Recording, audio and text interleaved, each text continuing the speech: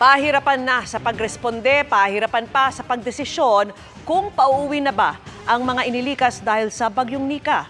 Paubos na kasi ang Quick Response Fund ng gobyerno at may pumasok na namang bagong bagyo. Ang tugon ng Pangulo sa pagtutok ni Ivan Mayrina. Kambal na Bagyong Nika at Ophel ang nasa loob ng Philippine Area of Responsibility ngayong araw.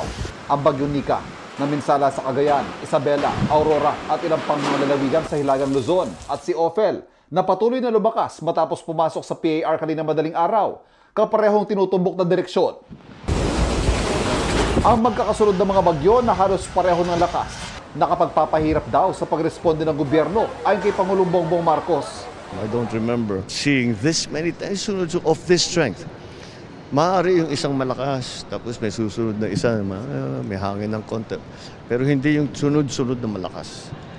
At saka sunod-sunod. Hindi man tayo binagbigyan ng isang linggo. Isa yan sa mga dinedesisyonan ng Office of Civil Defense ng Cordillera Administrative Region.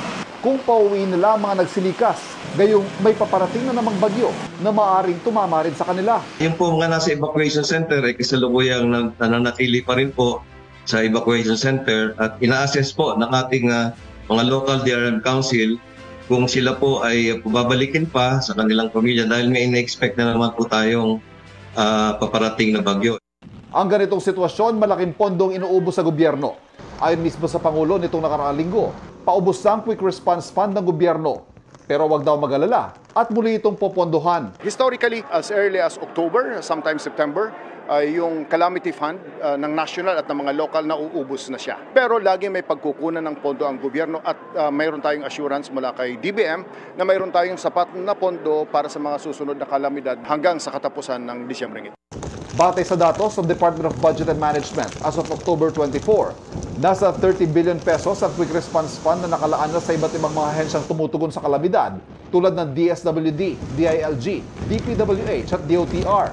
Humigit kalahati ang nagamit na dyan.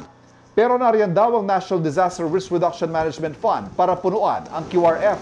Nandyan pa ang Contingent Fund, Unprogrammed Appropriations at Local Government Support Fund. Para sa GMA Integrated News, Ivan Mayrina, nakatutok, 24 oras.